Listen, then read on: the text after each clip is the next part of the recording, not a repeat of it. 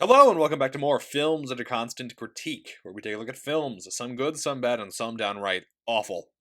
I'm Bongo Baikov, joined by our host Maverick, Dren, Zaria. This week we're taking a look at the 2023 film Indiana Jones and the Dial of Destiny. Trying to keep up to date, I guess. Yeah, this is probably the soonest we reviewed a movie after it came out in theaters. Yeah, this was released on June 30th, 2023. It cost about 300 million, and one criticism I will have is that this doesn't look like it cost that much. No. 100 million maybe, but 300 million? It also didn't make it back at the box office. I mean, technically, yeah, it probably won't, but like... Yeah. It's already considered a bomb. It's only made 256 million. Yeah, it has to make like twice the budget, and it's not even close to that. Who knows? Maybe it'll be really huge in China or something, and that will save it in the international. Yeah, it's bombing, and I think part of it might be because these idiots made it too expensive.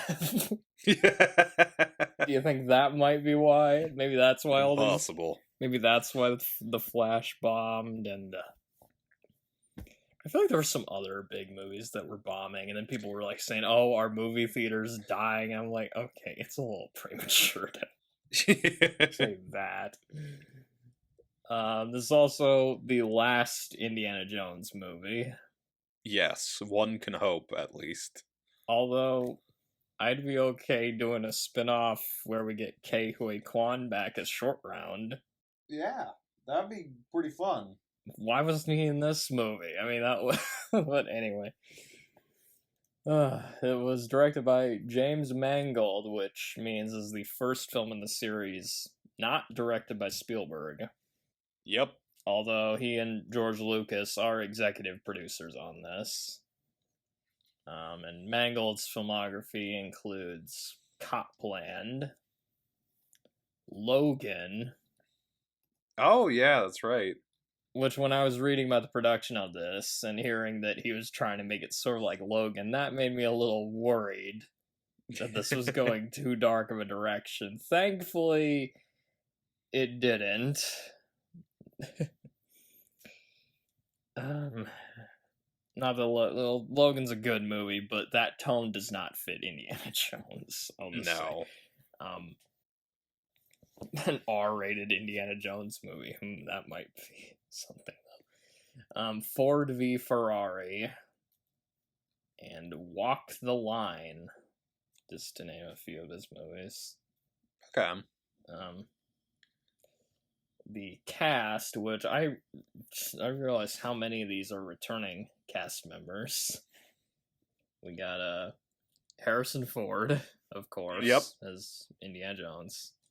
Which this movie makes him the actor that we've had on the podcast the most times. I think he's nice. 12 now. Oh, wow. That's quite a few. Again, because we did all the Star Wars movies and all the Indiana Jones movies. And he's in both Blade Runner movies. I haven't done any standalone movies with him yet. Well, we'll need to do a couple. Maybe The Fugitive. He's got some good ones. Yeah. 6 Days, 7 Nights. No, that movie's horrible. Hollywood Homicide. We could do that. Gosh, that movie's even worse, actually.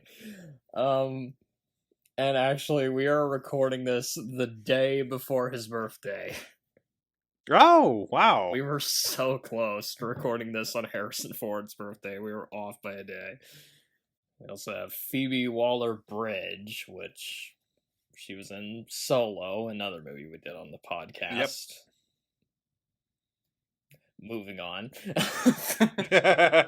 We got John Rhys Davies back as Sala.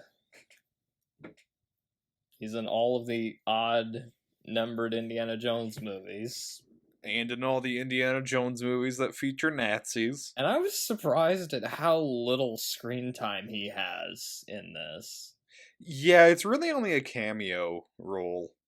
Speaking of cameo roles, we've also got Karen Allen back. I was shocked when I heard that, actually. When we did that prediction video, she wasn't in the cast. Yeah. I thought she wasn't going to be in this, and then the day before I saw the movie, I looked at the cast list on Wikipedia, and there she was. So that was a surprise. We also got Mads Mikkelsen. Which this is, I think, the second time we've had him on the podcast. Yeah, because he's a Galen Erso in Rogue One. Yep. Yeah, that's right. And this movie makes him the second actor to play both an Indiana Jones villain and a James Bond villain. Because Julian Glover also played a Bond villain and an indie villain.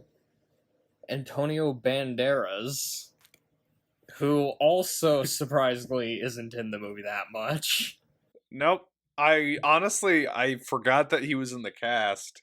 Then I went to go see it, and I was like, hang on, is that Antonio Banderas? As well as Toby Jones, and he gets a little more screen time than Antonio Banderas, but he's also not in the movie that much. No. He kind of just... I don't even know what happened. Like, did his character, like, die off screen or something? Is that what happened? I think it's implied that he just kind of died of old age sometime between the flashback scenes and then modern day. You know, modern day being 1969. But... I kind of would have liked to have seen more of him, actually. Yeah. As well as more of Antonio Banderas and more of Tyrese Davies, but that's a little too much to ask, apparently. There's also Mark Killeen, and he appeared on our podcast previously in The Dark Knight Rises and The Batman. Oh. Very minor roles. In this one, he plays a soldier during the climax, which is a climax we will definitely be talking about. Yeah. This is also the longest Indiana Jones movie. Yeah, isn't it like just over 2 hours? It is 2 hours and 34 minutes. Oh, it's a little more than just over, okay. And that also makes it tied with Superman Returns as the fourth longest movie we've done on the podcast. Wow. We still haven't beaten The Batman. I'd start looking for 3-hour movies to do on the podcast. Next time, Das Boat. Oh, Jesus. Fanny and Alexander. Okay, so the tagline for this movie, well, the only one I could really find, and I couldn't find it on any posters, was a legend will face his destiny. That might even be fake, for all I know. I could see it being fake. Yeah, because most of the posters, it just shows... anyway, it doesn't have a tagline. And I wish I had a horrible Netflix summary for this. I tried making one up. This time, our hero has to deal with water snakes, old age, his goddaughter, and even more Nazis, and an enemy from his past who wants to change the course of history. Will time catch up to him, or will he catch up to time? And then after writing that, I realized that's actually better than most of those were. Just barely better. So yes, there will be snakes. Well, there weren't, though. Okay, so initial thoughts. I don't know if you want to go first on this, or... Yeah, so I know that we talked about, we had the whole episode dedicated to our predictions and everything like that. So I went into this with very low expectations. I will say I did enjoy the movie more than I thought I would. And I didn't think it was bad. I didn't think it was great. I thought it was good. I thought it was good enough. Okay. Was there anything else you wanted to add, or? I think just for initial thoughts, I'll leave it there. Okay. I saw this in theaters. You did as well, obviously. Yeah. And I saw it on the 4th of July, actually. And I managed to mostly avoid spoilers. The only thing I was really hearing was like, I mean, obviously I knew about the whole opening where you got the de-aged Indiana Jones, but I was also hearing that the ending was a bit crazy. But I didn't know why until I went to see it. And I actually liked it, which is apparently not the consensus according to the internet. I think it's an improvement on Kingdom of the Crystal Skull. Yes. And that was like my only expectation, because honestly the trailers, I was seeing a lot of the trailers and thinking this doesn't look that good, but it was better than I expected, so there's that. And I was hoping it would be better than Kingdom of the Crystal Skull, obviously, and I was also hoping it'd be better than the Star Wars sequel trilogy, which it was. Yeah. They didn't do anything embarrassing or stupid. Well, I guess. Yeah, we'll get to that. But they didn't really do anything amazing either. Yeah. It's basically just Indiana Jones fighting Nazis again. I mean, yeah. And also, Last Crusade makes this movie pointless. Yeah. Because Last Crusade was such a perfect ending, so that this and the previous movie both were completely unnecessary, but I will say, at least they didn't fuck this one up royally. Yeah.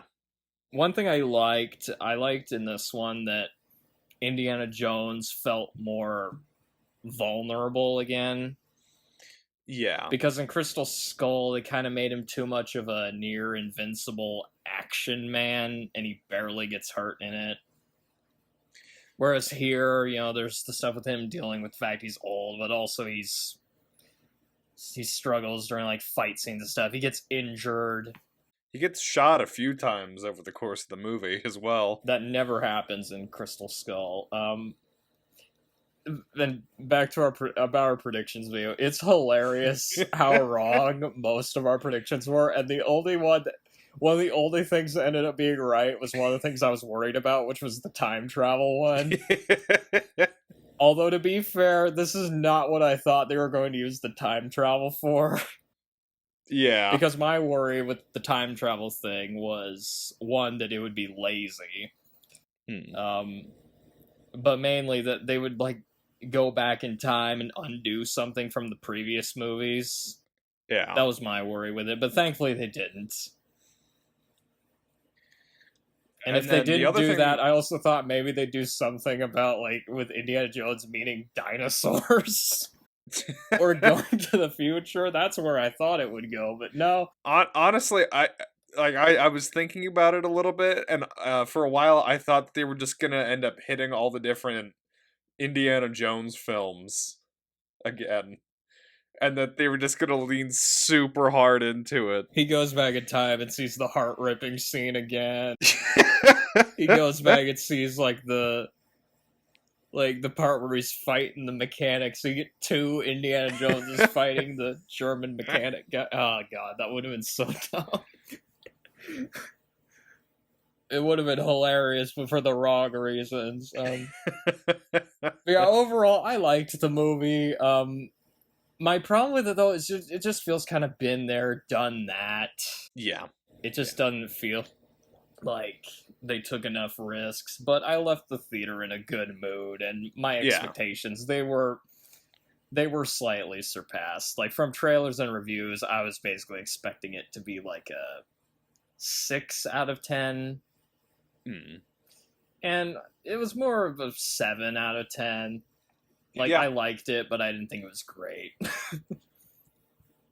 And I just know that the internet is going to kick the shit out of me for having that opinion, because it seems like I can't tell you how many reviews I've seen. It just seems people are like saying it's like one I of the know. worst things ever, and I'm like, oh my god, like Christ, it's not like they made Rise of Skywalker again or something.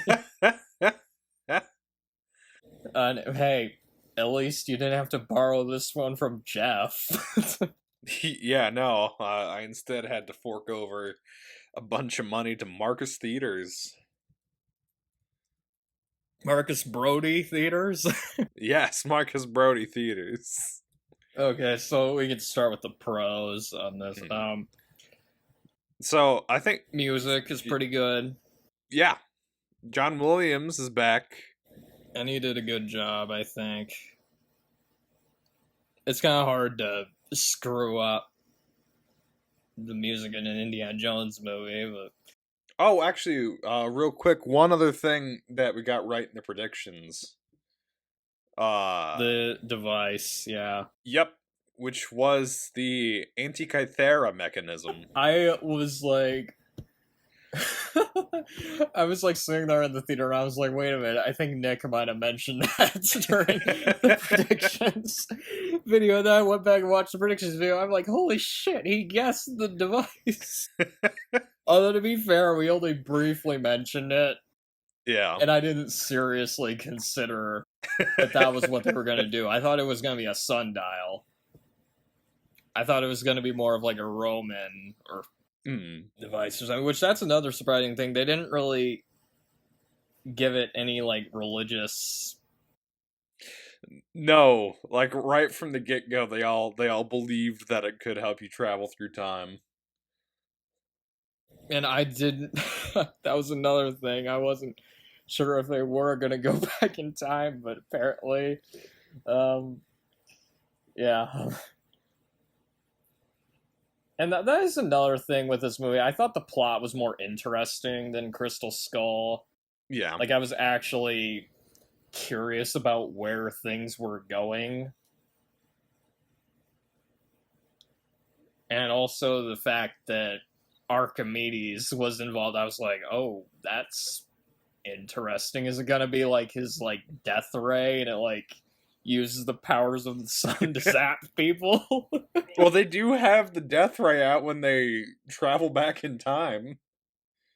They have several death rays out, actually. I mean, if they were going to do Archimedes, they should have, like, involved his death ray somewhere, you know? Maybe, like, use that to kill Mads Mikkelsen. But Yeah. I seriously was not expecting it to be a real artifact. I thought they were just going to completely make it up. But no, this is... Okay, and I thought Harrison Ford was pretty good in the movie, too. Yep. I mean, whenever he plays Indiana Jones, he still feels like Indiana Jones. I mean, Yeah, I think the only thing that I really have a criticism for, and it's not really something he can help, is when during the intro, which takes place in 1944. I think he was de-aged pretty well. I think all that that effect looked pretty good, but the voice was off. It definitely sounded like old Indy. they should have used like an AI thing to like recreate his voice from when he was younger instead of using 80-year-old Harrison Ford's voice. Yeah. And yeah, it does make the action scenes a little bit harder to film, but I mean, he's old. I mean, you know.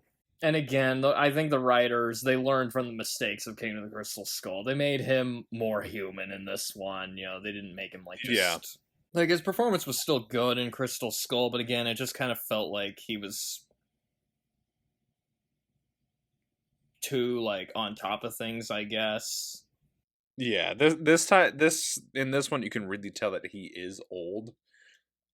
and it's like impacting him and his ability to go through this And adventure. he's also just kind of confused and lost. Like it's the movie takes place during the '60s, so there's like all the Late 60s. all the anti-war movements and like the moon landing stuff. I was shocked that the moon landing was such a minor part of this movie. I know it was there just so that they could have the parade for him to run around in, but then it didn't figure in really anywhere else at all. It was just so in the background, yeah. And it's really surprising because the main villain of the movie, Dr. Voller, was the guy behind the project. In like they state outright that without him they wouldn't have gone to the moon. Yeah. Which that's another thing I'll say about the movie. I thought Mads Mikkelsen was a good villain. Oh yes. He's not as good as Belloc or Mullaram, but I actually think he's better than Donovan and Spalko, at least as far as Indiana Jones villains go. Yeah, that's fair. His motivations, I think, are more interesting. Yeah. How he like And wants actually, to go back in time and like basically make it so that the Nazis win World War II. Make it so that he's in charge instead of Hitler, which Yeah. that was such a strange plot twist.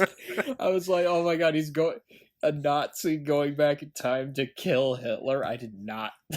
Wow, that's there's a lot that I really like about. There Voller were in this actual film. like plot twists that I wasn't expecting, Yeah. and I will give the movie credit for that. So with Voller, first of all, he really looks like a classic Indiana Jones Nazi. He does, yeah. Like you could see from a mile away, and you're like, oh, that guy's a Nazi. And also, I just find it interesting that they based him a bit off of Werner von Braun. Yeah. And Always I know makes that. me think of the Tom Lehrer song. Yeah. Call him a Nazi, he won't even frown. Nazi schmatzi, says Werner von Braun. And then I know that Mads is Danish, but his German is really good in this movie. Like, he was one of the only actors where it sounded natural for him to be speaking German. Yeah, the other Nazis didn't really seem German enough. Yeah. That's a good point. And then, once we're finally in 1969, I love that first scene with him where he's talking to the guy bringing up the room service. Because it shows that he is still very much a Nazi. He's being like really racist towards that one guy, Yeah. Yeah, he's like, did you fight in the war? And he's like, are you happy with your victory? And then he basically said, you didn't win the war. Hitler lost it. And that's another thing, like, whenever he would show up, I would just always be like, yep, there's the bad guy. He was just, he was a villain that you just loved to hate. Like, just, because he has basically, like, no redeeming qualities when you really think about it, because he's just, like, I just realized he's, like, the only one of the Indiana Jones villains who just straight up is, like, of the main villains, at least, who is just straight up just a Nazi. I mean, yeah. Because Belloc was a French archaeologist who was just working for the Nazis. So he's more of a Nazi by association than an actual Nazi. Same with Donovan. He was kind of... Yeah, he's just more of an opportunist, just looking for the grail. And he's like, well, Hitler can get me to it. Donovan was kind of just Belloc, but not as good when you really think about it. Mullaram wasn't a Nazi, so I guess he's more of a Nazi than him. That's because there weren't any Nazis in that movie. And it was nice seeing Sala in this again, even though it was for a brief time. I like his line, "Give him hell, Indiana Jones."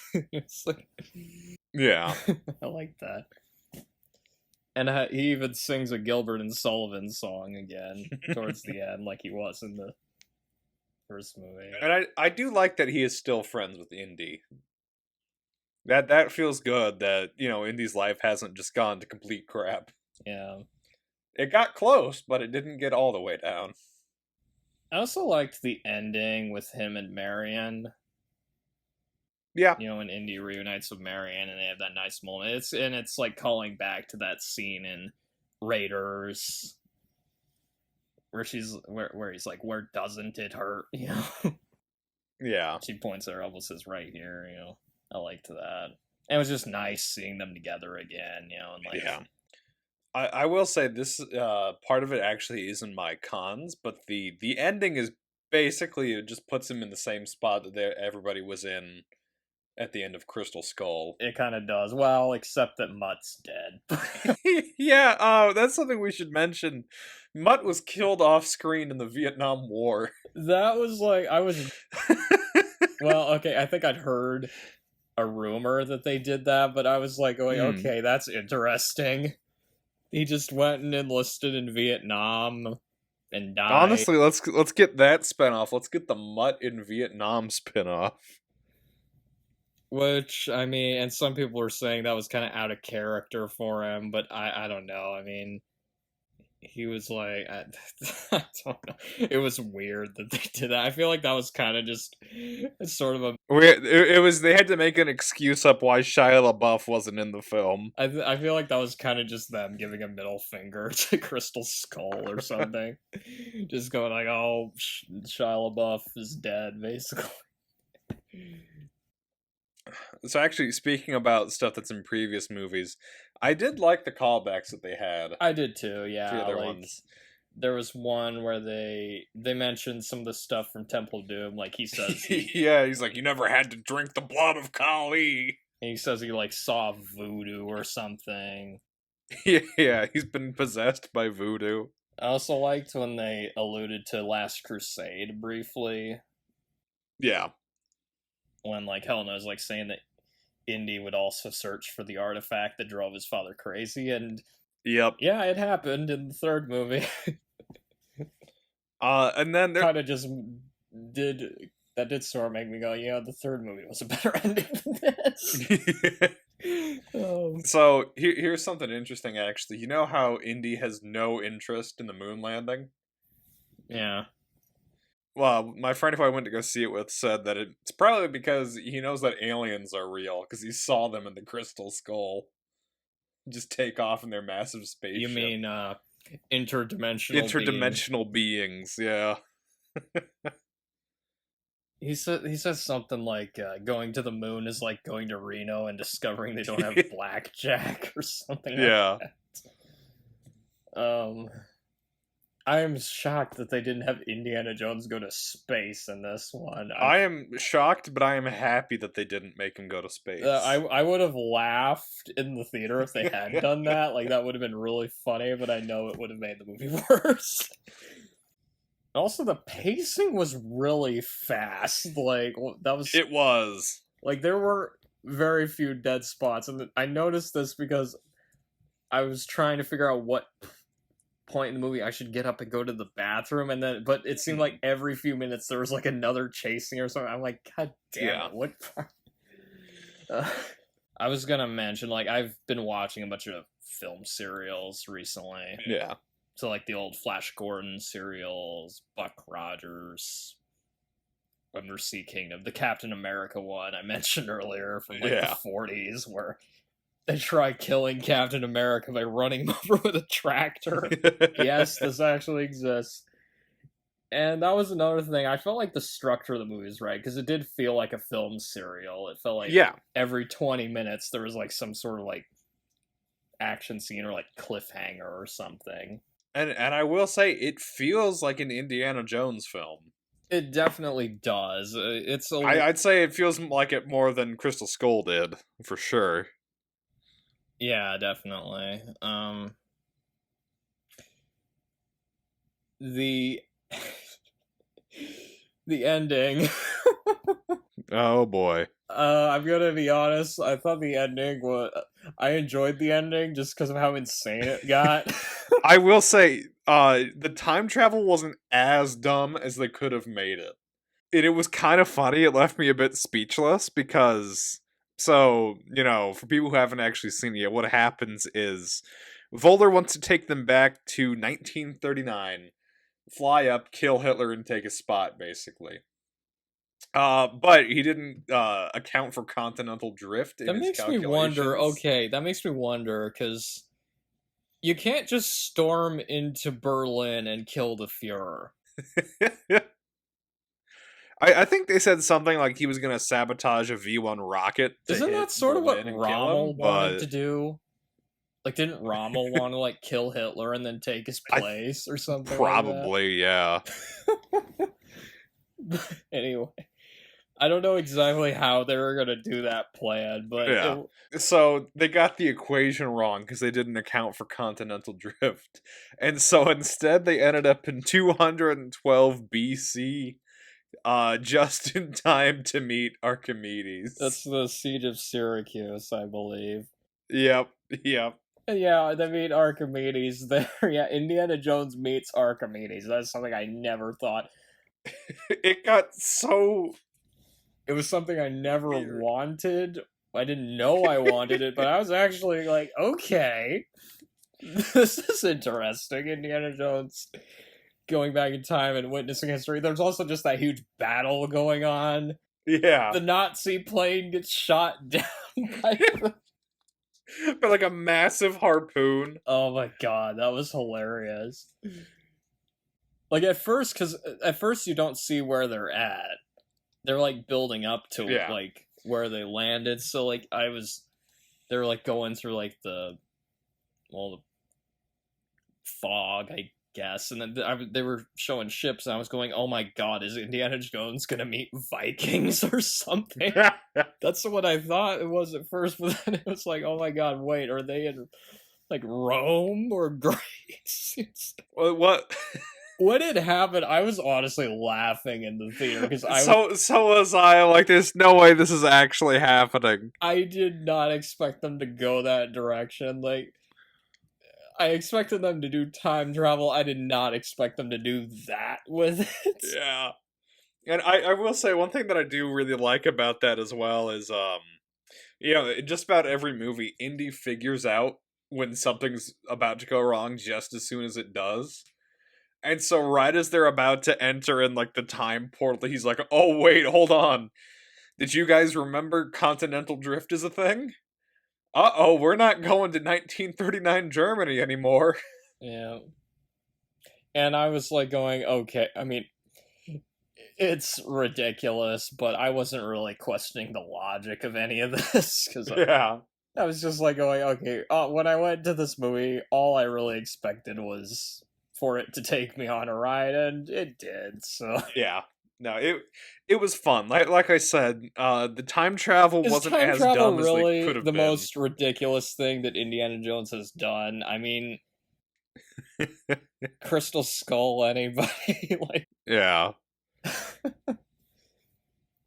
He already like got launched in a fridge during a nuclear explosion, so... and stuff like that. And yeah, like I said, this movie, it took some twists that I was not expecting, and that was one of them. I was like, you know what? Good for you, movie. You surprised me. And another thing also I was worried about, because of the current track record with some sequels, is that they would kill Indiana Jones. Yeah, and for a while it looked like he was either going to die or they were just going to leave him in the past, but thankfully they didn't. Yeah, I was like, okay, good. They killed Han Solo, they killed Luke Skywalker, they killed James Bloody Bond. They killed, like, what, half of the Avengers? But Indiana Jones survived. Thank fuck for that. And I liked the last shot of him grabbing the hat. Oh, too. Yeah.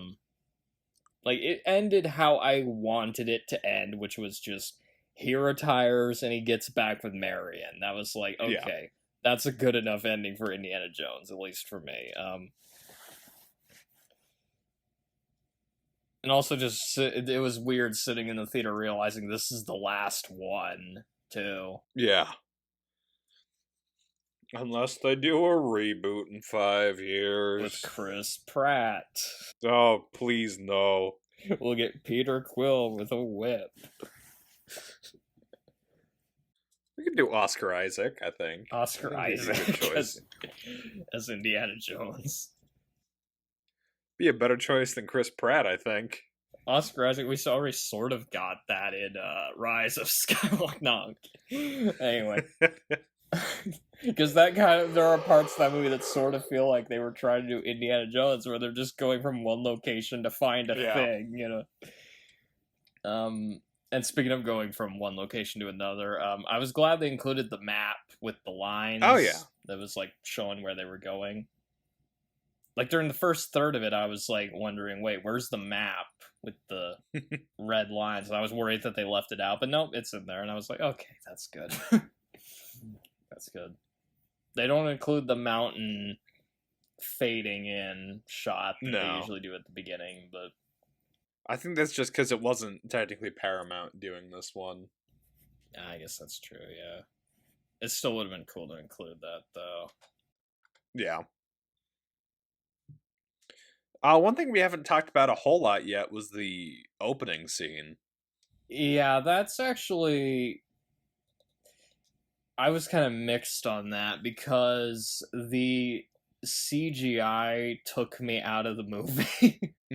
Like that entire opening, it was just distracting. It was so distracting. Like the action was fine, I thought, because he's like on a train and stuff, beating up Nazis. It felt like a scene from Last Crusade, sort of, you know, or one of the older. But it's just like the fact that it was like young Harrison Ford. It was so distracting to me. It kind of took me out of the movie.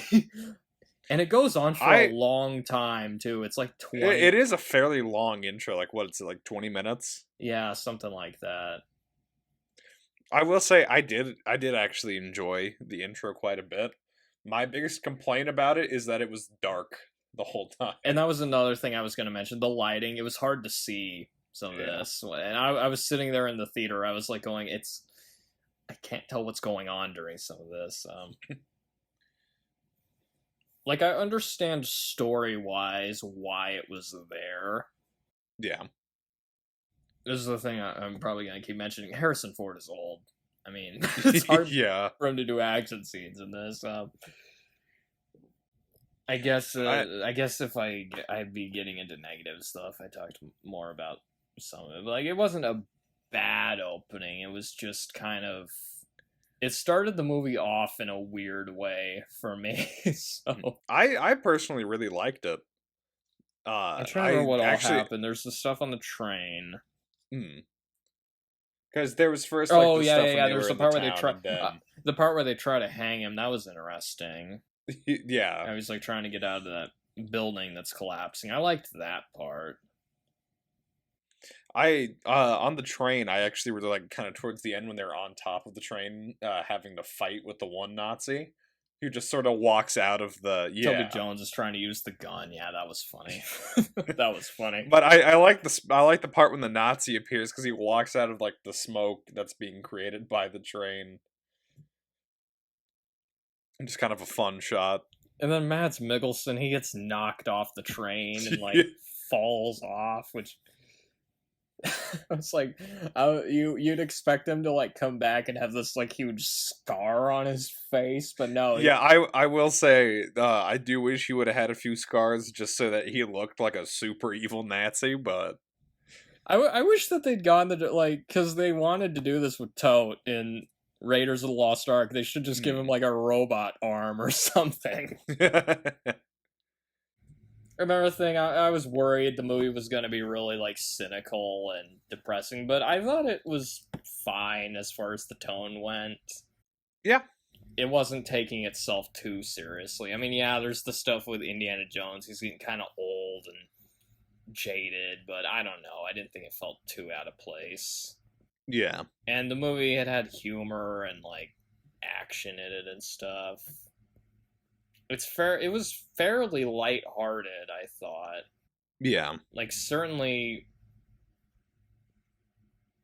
Like the tone felt more in place with like Last Crusade than the first two Indiana Jones movies. Yeah. I thought, because the first two movies are definitely very like, Those ones are a bit darker. yeah, and grittier and stuff. Yeah. Yeah. There were some funny lines in this that I liked, like when Mads Mikkelsen says, "You should have stayed in New York," and then Indiana Jones says, "You should have stayed out of Poland." Stayed out of Poland. That got a huge laugh in the theater. Yeah. When I was there. Or when he first sees Helena, when they're in that bar, she like says, "You don't remember me, do you?" And he says, "Whatever I did, I apologize." One part that I laughed at in the theater was when he's on the horse and he's like, he rides through the subway. He gets off the horse and gets on the subway. He turns to the person next to him and says, "The subway's faster." That was funny. I was also glad that it didn't get too bogged down in exposition. Yeah, because that was another problem with Kingdom of the Crystal Skull. Was there was just, they set you aside for a while just to talk, and even then, like, they don't explain the artifact as well as you would hope. Yeah, but in this one, I thought the information, it got across in a way that they got it across fast, and also in a way it didn't feel too forced. So James another one of Mangold, he's no Spielberg, but I think he does a fine job. Yeah, it was a good enough job, I'd say. And I keep criticizing Crystal Skull, but I'm sorry. One of my problems with Crystal Skull was that you could tell Spielberg didn't want to do that movie. Yeah. It took a lot of persuasion to get him to do that movie. He even admitted in interviews that he didn't want to do it. It was basically Lucas and Ford wanted him to do another one, so he did that one. So I think it was a good thing to get another director to do it, somebody who wanted to do the movie, and I think it shows a little more that somebody wanted to make this movie than in Crystal Skull. What were you gonna say? So sorry. One of the new characters we have is Helena, who's Indy's goddaughter. I was a bit mixed on her overall, but there was one sort of aspect of her that I did like. So she was doing archaeology more to get money than anything else, and in a number of ways, it actually reminded me quite a bit of Belloc almost, with some of the stuff they were doing with her. It was sort of reminding me of in Temple of Doom, how Indy's a lot more cynical and greedy in that one. Like, fortune and glory, kid, fortune and glory. He just wants artifact, for the money, but then his character arc in that one is he realizes the power that it has. So it was making me think that it was kind of Indy seeing his younger self in her a little bit, how she's more like greedy and cynical, but I'll talk about her more when we get to the cons. I thought the locations were fine. Like, they weren't the best locations we've had in the series, but I thought they were shot fine. It was mostly in Europe. That was the thing. It was like, most of the movie takes place in Europe. I did like the sets when they had made it to, what was it, the Year of Dionysius? Once they were in sort of like the hidden temple area where Archimedes was buried. When they time travel. Oh yeah, okay, that stuff. Yeah, the set design was pretty good there, Yeah. Felt like an Indiana Jones movie. That's what you need to... They're like going through, like, there's that thing they step in with the water and like goes down, and there's caves and stuff, I liked the 60s time period stuff. Yeah. Because it was kind of trying to do the same thing Crystal Skull did, where it's like, it's clearly years later, Yeah, it's Indy's no longer in the 30s or 40s. That one, it was the 50s, and this one, it's the 60s. Yeah. And they could have done more with it. I'm surprised they didn't. Yeah, no, I thought the moon landing, we said this earlier, but I thought it would have played a larger role. Especially overall. since, like, the main villain was apparently involved with NASA, the whole Operation Paperclip thing. I thought that was going to factor into the plot more, but no, it's like basically it's in the background, basically. It's sort of like the Red Scare in Crystal Skull. Yeah. And I also liked that the movie wasn't spoon feeding stuff to the audience. Yeah. Which I think that ties back into the exposition isn't super long, which is good. Also liked when they said that the eels were snakes. Yeah. They said they were like snakes, which that was funny, because there aren't any snakes in the movie, so I guess they're like, okay, eels, water snakes. These are the shrieking eels. And you can say what you want about it. This is the only Indiana Jones movie where he keeps the artifact. That's a good point. Because in the first one, the government gets the Ark. In the second one, he returns the stones to the village. The third one, they lose the Holy Grail in the cavern because Elsa is a greedy bitch. Then in the fourth one, it goes back to its home dimension. Let's not even talk about that. It gets returned to, like, the planet that Xenu came from or whatever. Okay, so I think we can get into cons now. Yeah. So I think the biggest con for me, so I know you talked a bit about how the pacing was fast in this one. It might have been a little bit too fast. No. Yeah, for me there was too much action and not enough adventure. Whenever there would be like a problem, like a puzzle they'd have to solve or like a riddle, they solve it almost immediately. That's a good point. There's no challenge to the archaeology. And it takes them a while before they get to any of that part. Because, like, the first hour and a half is almost just action. Yeah. And another thing is it seemed like the Nazis would just show up everywhere, just almost immediately. Yeah, like they show up like 5 minutes after Indy does, no matter where in the world they went. They're so fast, yeah. And another thing, I kind of wish that Mads Mikkelsen's death was a little more supernatural. I was about to say that, like, one of the biggest disappointments for me is that there wasn't some sort of like intense, ironic death for Voller. It was ironic, but not like the same. But not in the way that opening the Ark or drinking from the wrong cup is. You just kind of died in a plane crash. But then I was also thinking, like, Muller Ram, his death isn't really like those ones either. But when you're working with time travel, you can have all sorts of creative deaths. Throw them back to when the Earth was a giant burning ball. Throw them into the floor. Throw them forward until the heat death the universe. Throw him Find back, something. Back like millions of years ago, and he gets eaten by a dinosaur. They could have thrown him to like Pompeii or something. Pompeii, oh, like the volcanoes, like going on. Oh my god. Yeah. I did find it funny though the way that he did die, because like his plane crashed because they went back in time to a battle sequence. Like, I thought that was funny, but yeah, he definitely he deserved more. He was just laying on the ground. His head was like kind of bloody. I was like going, he needed. I think his death should have been a little bit more dramatic than that. Yeah. Phoebe Waller-Bridge. I didn't think she had very good chemistry with Harrison Ford. Not really. Like, she wasn't She wasn't as bad as I expected, but I didn't really like her character either, so...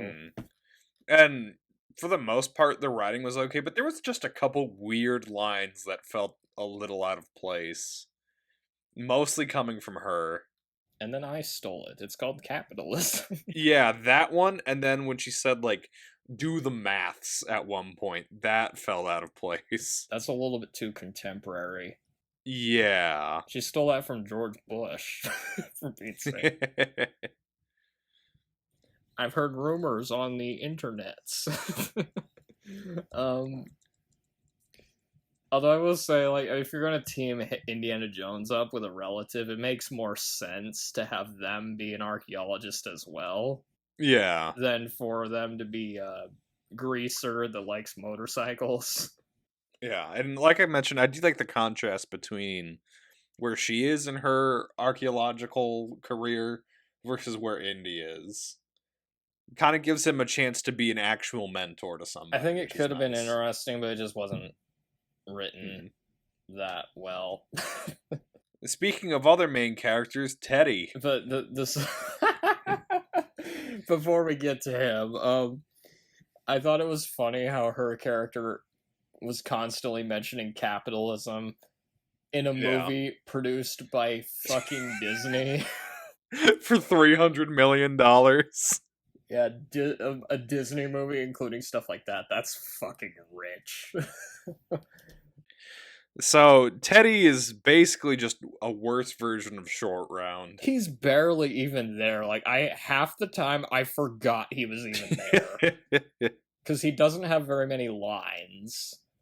The only thing we really know about him is he just hangs out with Helena and steals stuff. Like, he steals a watch from Indiana Jones at one point. I remember that. Which, that brings up a good question. Why didn't they just have Short Round in this? I know. Like, this kid was, like, so forgettable, and I forgot he was even there half the time, and I'm just like, just have Short Round. I mean, get Ke Huy Quan to be in the movie. Like, the most that kid contributes to the movie is he flies a plane. Yeah. He flies a plane, and he kills a Nazi or two. He, like, leaves a dude underwater. Yeah, he abandons one of the Nazis underwater to drown. I mean, that's a pretty horrible death, granted. It is. He had a worse death than Voller did. Granted, he was a Nazi, though, so yeah. he had it coming. Now, you want to know who was... Maybe they should have went the route of having the villain be a little bit more gray, because just having him be an actual Nazi is kind of like, I mean, oh, yeah. I kind of liked him just being a Nazi. It was nice to kind of get a very simple black and white villain. Oh, man. I guess, to be fair, like, all the villains in the Indiana Jones movies are very black and white, like... Yeah. There aren't really any anti-heroes, I guess. You know who wasn't in this movie enough?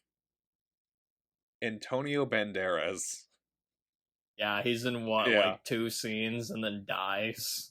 Yeah, no, we needed more of him. I liked him. I don't remember. He gets shot, right? Yeah, because after the Nazis take over the boat, he tries to stand up and they just shoot him. Yeah, and then there's the stuff with them diving as well, which I could barely see what was going on during some of that, I'll be honest.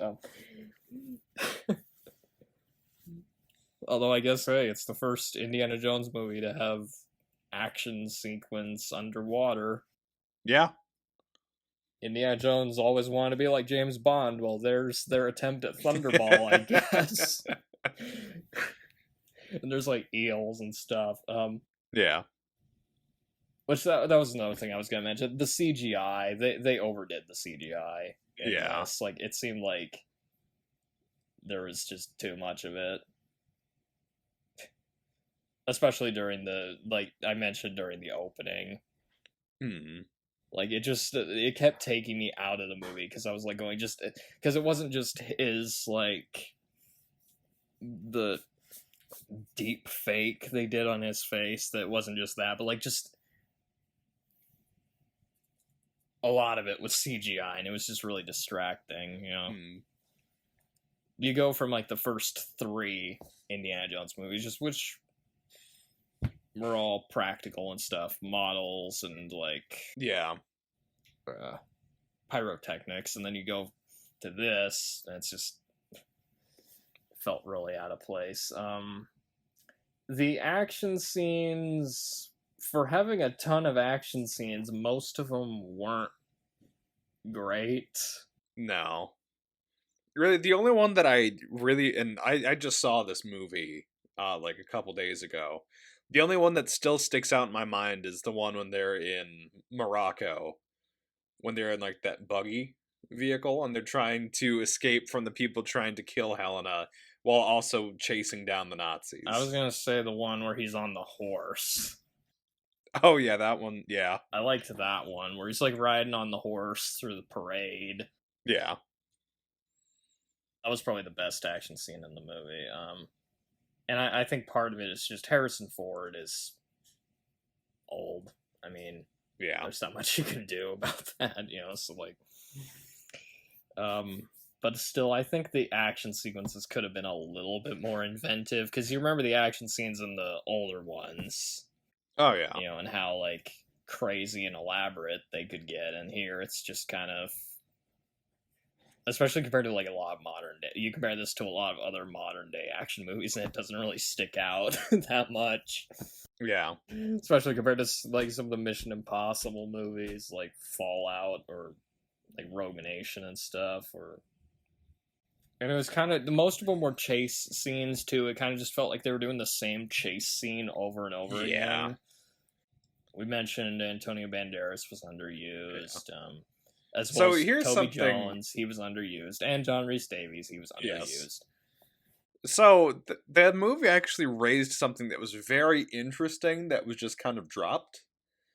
So at the beginning, when the Nazis were trying to track down Helena and track down Indy, they had members of the CIA that were working with them. And that plotline just sort of gets dropped. Yeah, because... Yeah, huh. Because they kill him, basically. Yeah. But I feel like having more of a conspiracy element like that might have helped a little bit, or, you know... It might have given it a bit more depth. Like I just felt like it was weird to bring in something that big like the CIA just for like a throwaway thing, essentially. Yeah. Because didn't they do that in the 4th one as well? Or was that the FBI? I think that would have been the FBI. Because they briefly have like the FBI in that one. Yeah. And they don't do much with them. Like there's that plot line of he is getting investigated, you know, because of all the Red Scare stuff, and that goes nowhere.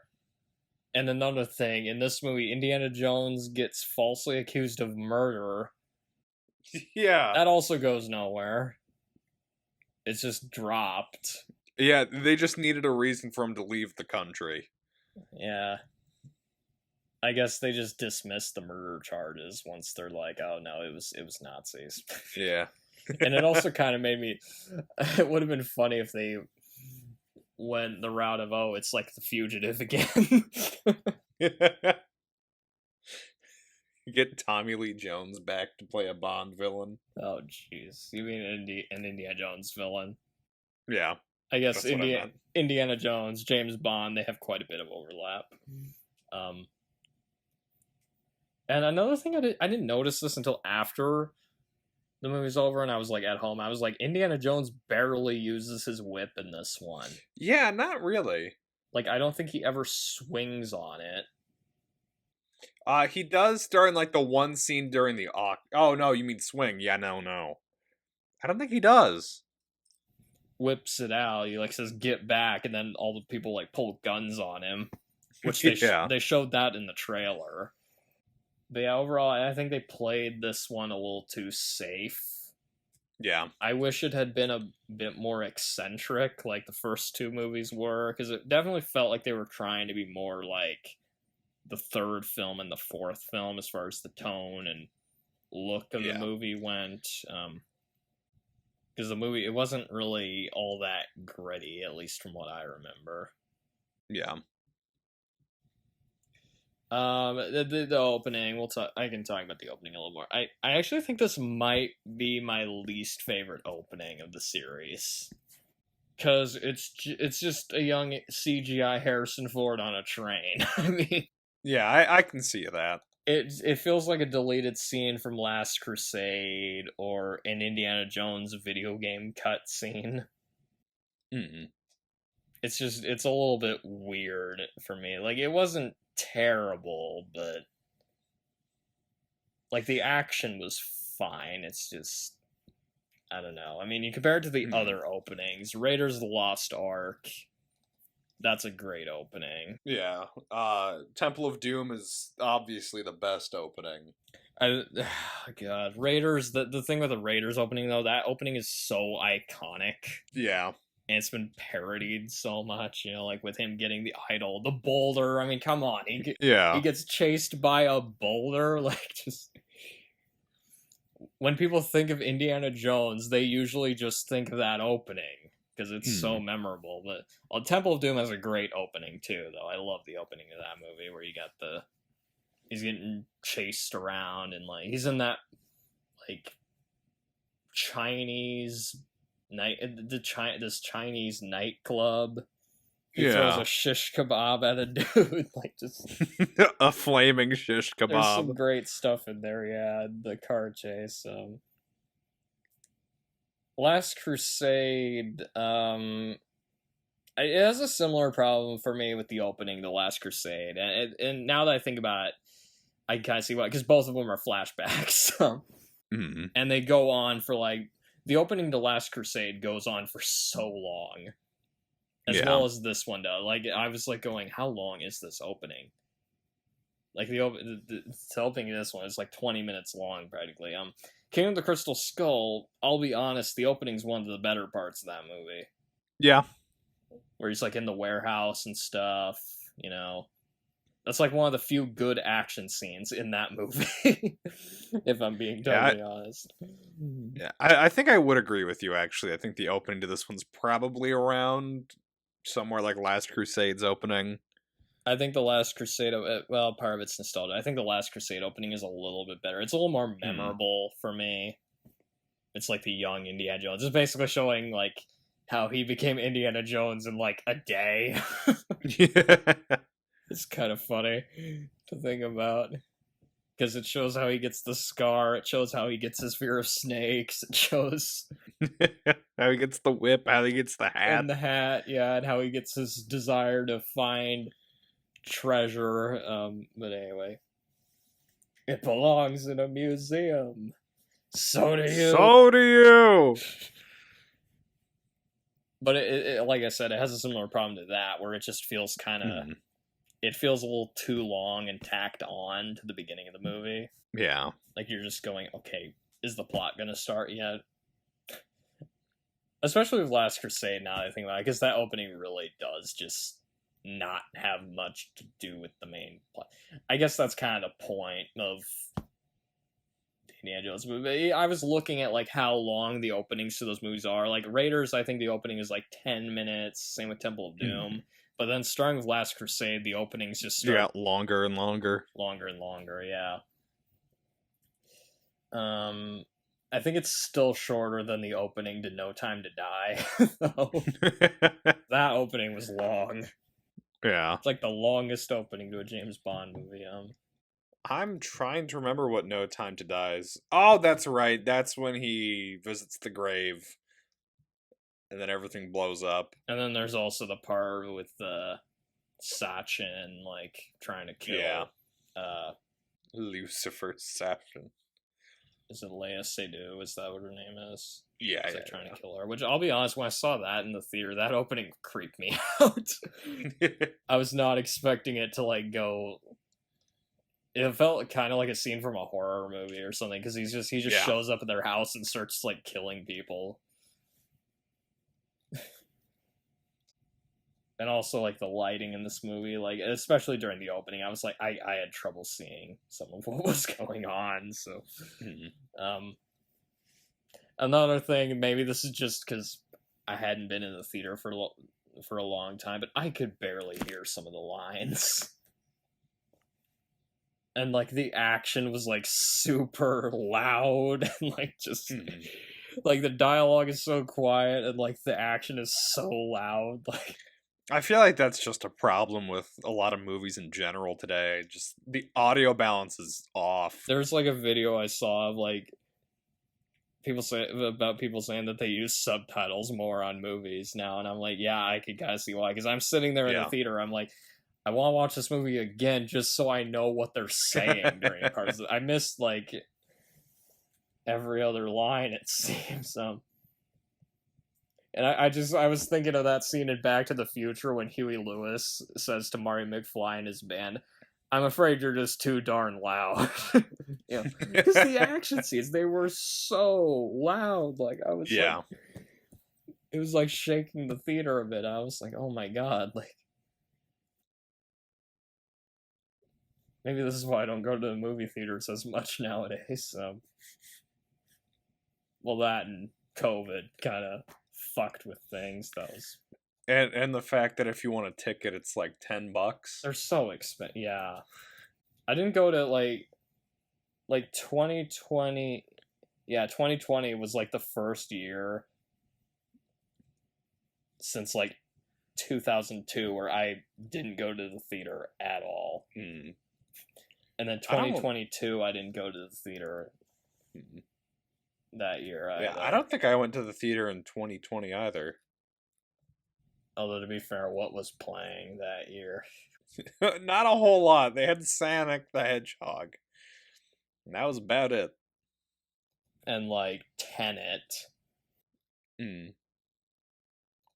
I thought, the color grading I thought was okay. Yeah, it wasn't quite as horrendous as Crystal Skulls was, so it's got that going for it. But at the same time, the movie didn't have, like, a unique look to it. It just kind of looked like... It just looks like what most modern movies look like. If I'm being honest. Like, there were too many new characters in this. Yeah. That didn't add much. Like, it's nice that you got Antonio Banderas to be in this movie, but give him something to fucking do. I mean...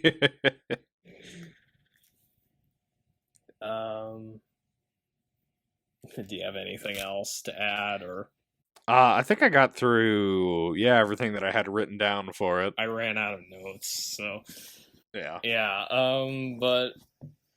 I would say, again, overall thoughts, I would say it's not as good as the first three. No. But it's a definite improvement over Crystal Skull. And it's a fun watch. That's another thing I was noticing. A lot of the people bashing this like Crystal Skull. Oh, really? I was like going, Not all of them, but some of them I was noticing. Yeah. I was like, they're saying, oh, Crystal Skull wasn't that bad, but this was horrendous. I'm like, what about Crystal Skull makes that movie better? Dude, are they just like too forgiving of Steven Spielberg? I don't know. Look, not everything that dude has made is gold, okay? I've seen 1941. I've seen Always. Like, I would rank this, like, it'd be fourth, basically. Yeah, that's where I put it. Granted, my ranking of them is a little bit irregular because I put Temple of Doom second, so... Although it's kind of hard, like, looking back, maybe I should have just had Temple of Doom and Last Crusade tied for second, because deciding between those two movies, they're such different beasts, it's hard to... Yeah. But like I said, Raiders is my favorite. Then second would be Temple of Doom. Third would be Last Crusade. Fourth would be this. And then last would be Crystal Skull. That's basically my ranking of these.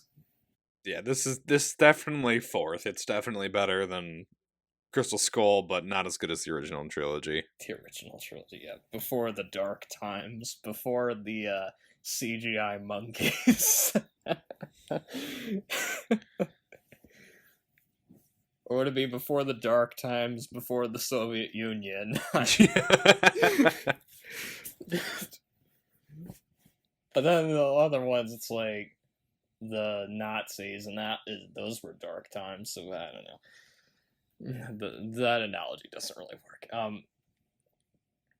And for the people that don't like this movie, I think it's worth pointing out, whether you liked this movie or not, the Indiana Jones movies are, for the most part, very self-contained movies. Yeah. So it's pretty easy to ignore the ones that you don't like, unless you're a huge Mutt Williams fan, in which case this ruined the series, because they killed him. Off screen. Is that what's making people so mad about this one? Is just that Shia LaBeouf died off screen? Yeah. He got off-screened to death. Because I don't know. I mean,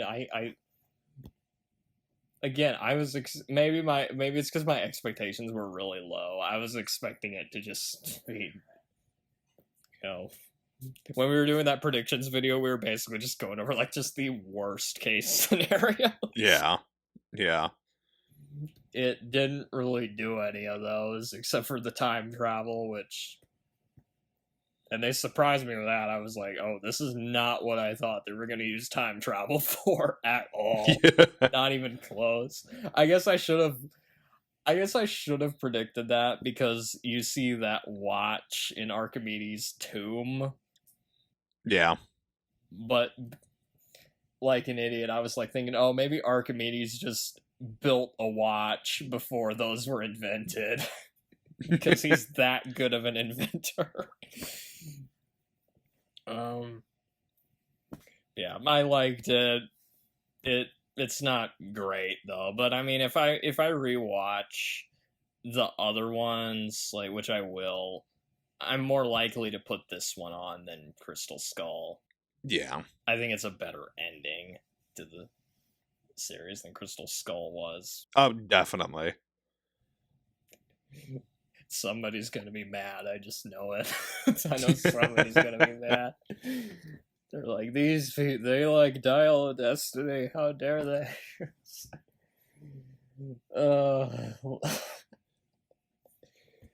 Look, I didn't say it was great, but I mean, seems like that. Granted, that's what a lot of YouTube is like. It's just people want a movie to be either the best thing ever or the worst thing ever, just so they can like get views. And I'm like, I don't care. I guess I'm just okay. Should we get to the trivia now? Yeah. Much to my surprise, I was able to find Leonard Maltin's review. Really? I didn't see a star rating though, but do you want to guess whether he liked it or not? I'm gonna say, actually, I'm an optimist. I'll say he liked it. I'm gonna remind you what he thought of the other Indiana Jones movies real quick. Raiders of the Lost Ark, he thought was the best one. Okay. Kingdom of the Crystal Skull, he thought was the second best one. Followed by Last Crusade and Temple of Doom. So, to him, Crystal Skull is the second best Indiana Jones movie. And apparently this wasn't as good as Crystal Skull either, according to him. He basically thought it was formulaic and overused CGI. I mean, okay, that's somewhat accurate. He said, I can't say I had high expectations for this film, but even so, I consider it a disappointment. Let's revisit Raiders of the Lost Ark and remember when the premise was fresh and the picture was fun to watch. Basically, not as good as Crystal Skull, not as good as, Batman Forever. Oh my gosh. I should just at some point, I got like a Google Doc of like some of his other ratings, but okay.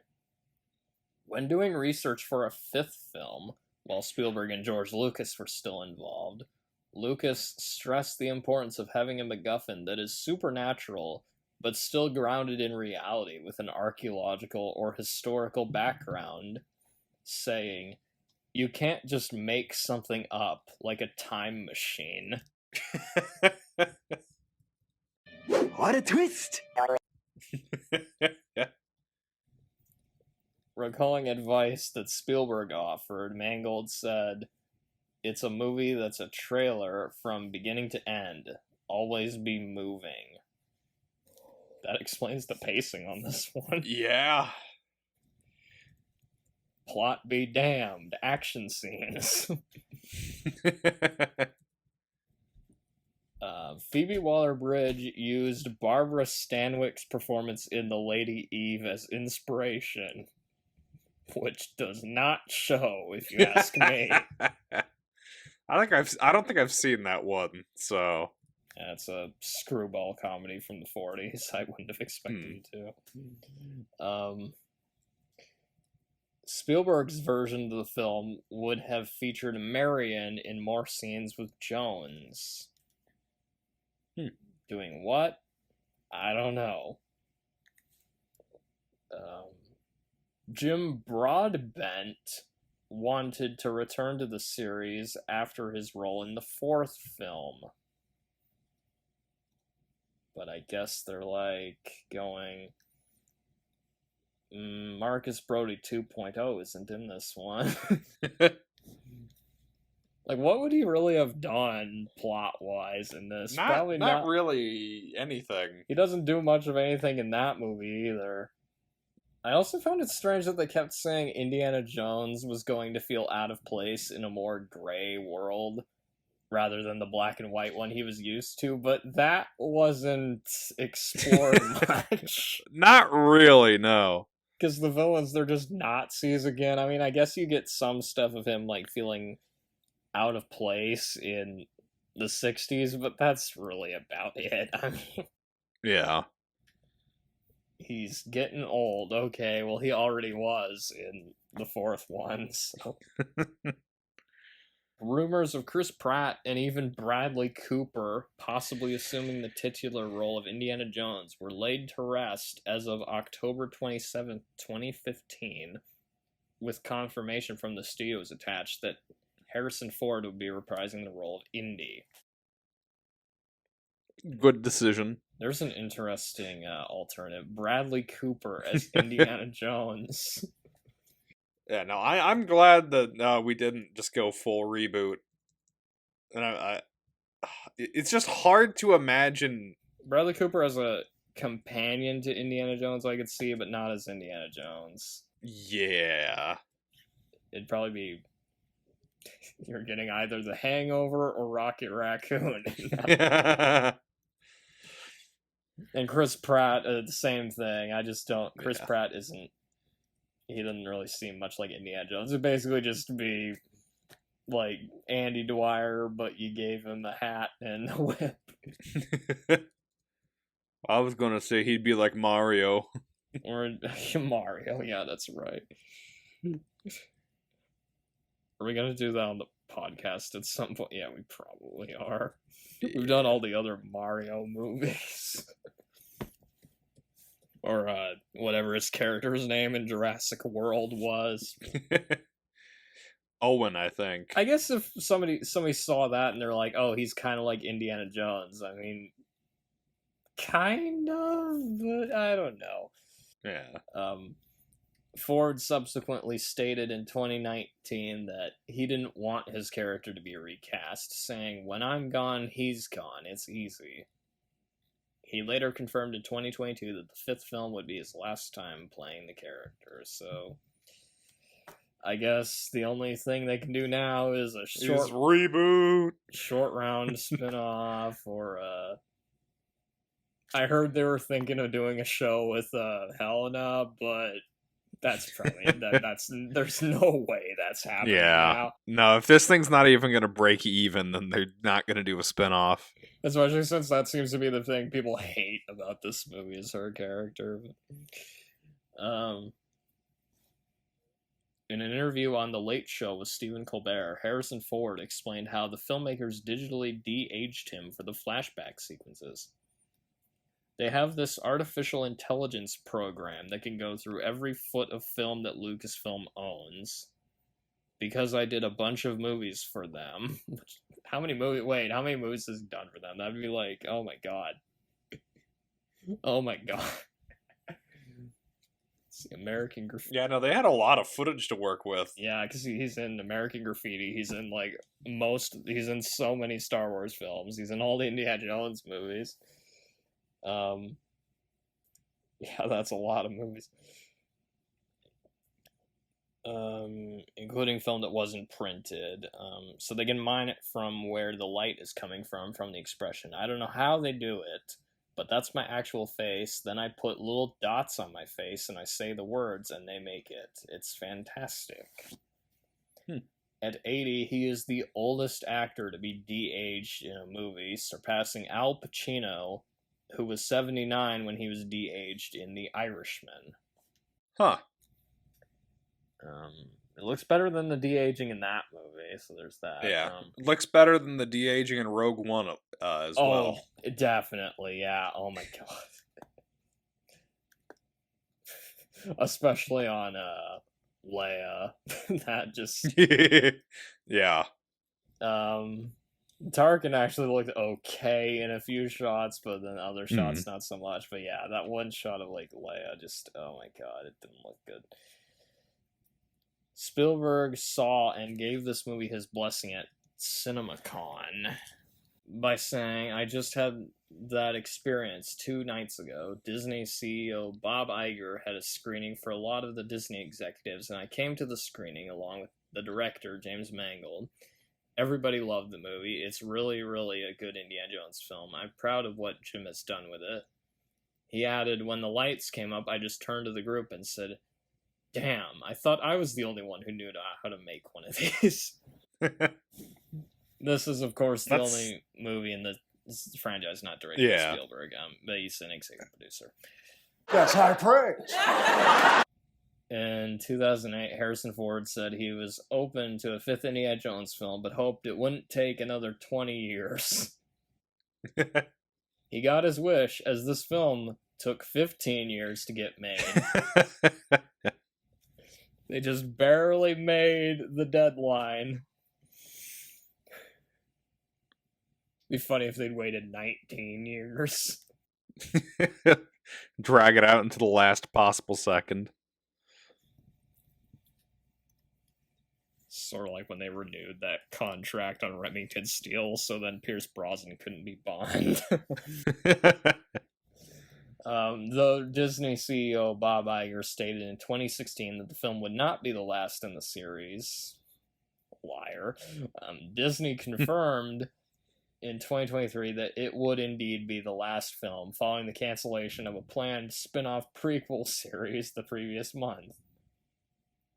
And again, if you're gonna do an Indiana Jones spin-off, just do one about Short Round. Yeah. I'd watch it, honestly. Like, get Ke-Huy Quan, send him on some adventures. And if you really need content, just give us the Mutton Vietnam spinoff. Make it an 8-episode miniseries with 50-minute long episodes. What'd be funny is if he meets Harrison Ford's character from Apocalypse Now. They, de-aged him again. And have him playing that same character. I was just about to say, what if they put him on the boat on a mission to go find Colonel Kurtz? Yeah. Oh, jeez. They're gonna put, a CGI Marlon Brando in the movie. Stop CGIing older actors. It's getting annoying. And hell, don't resurrect dead actors with CGI. It's just weird. Imagine if they do another Terminator movie years after Arnold's dead. Oh, they're going to. Jesus. When will this madness end? During the train sequence, when Indy is looking for the lance of Longinus, how's that pronounced? Yeah. Need to see how it's spelled. I think it's Longinus. And he's looking for that inside the train car of artifacts. The Holy Hand Grenade of Antioch. I from think Monty I noticed Python that. And the Holy Grail can be spotted on a shelf. Yeah, which they throw and they have to wait 5 seconds, or is it 3 seconds? Wait a minute. I'm trying to remember. The only Indiana Jones movie in which Indy doesn't carry or even use his revolver at all. Yeah. I don't remember him using it much in Crystal Skull, though. Yeah. Not that I can really remember. Unless, does he, like, pull it out on the only thing I think is he, like, pulled it out on, like, one of the guys in that cemetery scene. Anyway. Okay, so next time we're doing another 2023 film. Oh, that's right, yeah. Which is Evil Dead Rise. I was trying to think of another, like Rise of the Silver Surfer or Rise of the Guardians. Rise of the Planet of the Apes, which is Theodore Roosevelt's favorite movie, of course. Until then, according to Yahoo Answers. Until then, Andy Griffith. Good night, you stupid idiot. Good night, you miserable slob.